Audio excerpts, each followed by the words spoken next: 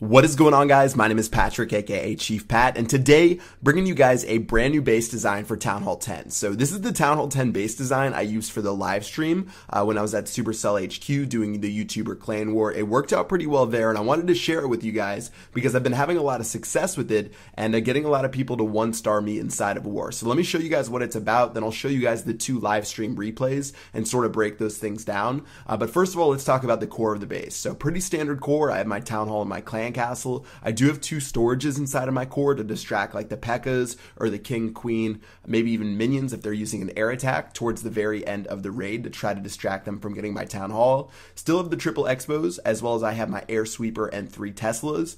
Outside of that, you can see I have a whole bunch of buildings that actually aren't defenses, and because of that, it makes it really hard for the golems to enter the center of my base. So I have things like storages, elixir collectors, dark barracks, my King and my Queen.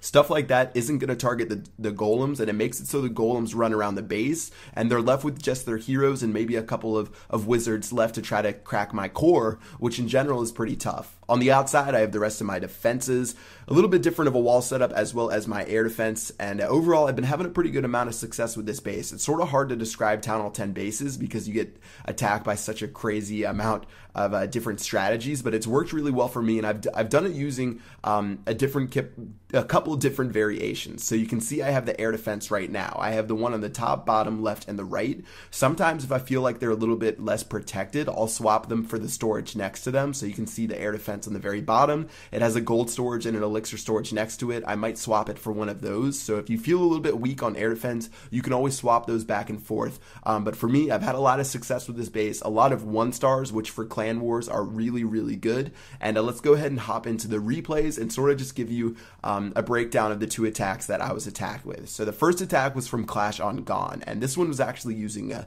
Go Wee Wee / Go Wipe, and let's go ahead and check out what he did when he attacked.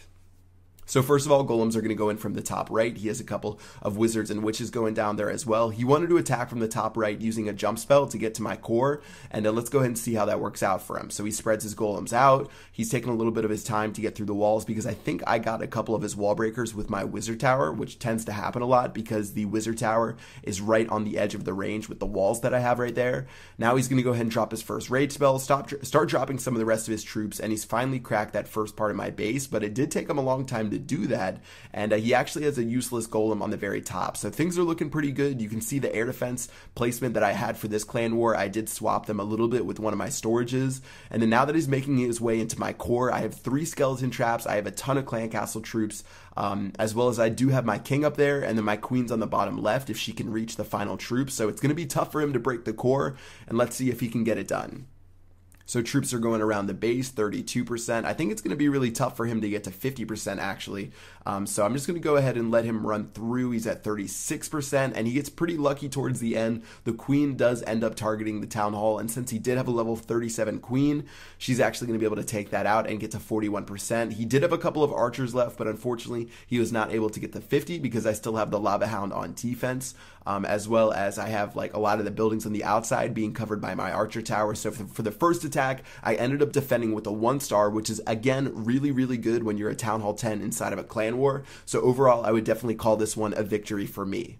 So let's go ahead and check out this second attack, and this one's from Reversal, and he actually used a different strategy by bringing out the Lavalunian. So usually Go Wipe / Go Wee Wee and Lavalunian are the two most powerful attack strategies at Town Hall 10, so I was really happy I got attacked by 2 different versions. And let's go ahead and see how he attacked me, and he decided to attack from the top left, and he's going to go all out, dropping his balloons and minions up there. So that is the spot where my Air Sweeper is away from, so unfortunately my Air Sweeper really didn't play a big part inside of this battle. He's making his way to the core, but fortunately I had a lava hound inside of my clan castle, which again I think is super strong nowadays, and it ended up distracting a lot of his minions, so he wasn't able to get to my town hall or try to get to that 50%. So right now he's at 41%. He has a couple of minions left. He has his king and his queen, and he sort of has to decide where he wants to attack from to try to get to my base. There's still a couple of buildings left inside of the core, so it's going to be pretty difficult to get to there, as well as his heroes are not maxed out at level 40, which sometimes can be dangerous, but he's going to drop some minions on the bottom to get those free percentage points, and then he's going to try to be bold and go for the town hall through the center. So let's go ahead and see how he's going to work this one out. So 5 wall breakers, pretty common whenever you see people use attack strategies like this, just so their king and queen don't get distracted. I do have some barbarians left in my clan castle that the balloons and minions didn't activate. And then as he drops those last minions right there, now he's going to go ahead and focus on his king and queen on the top left, and we'll see if they path their way to the town hall. But it's usually really difficult to get them to go straight to the town hall. In fact, you see that gold storage right there on the right-hand side? That one's actually pretty close to the king and the queen.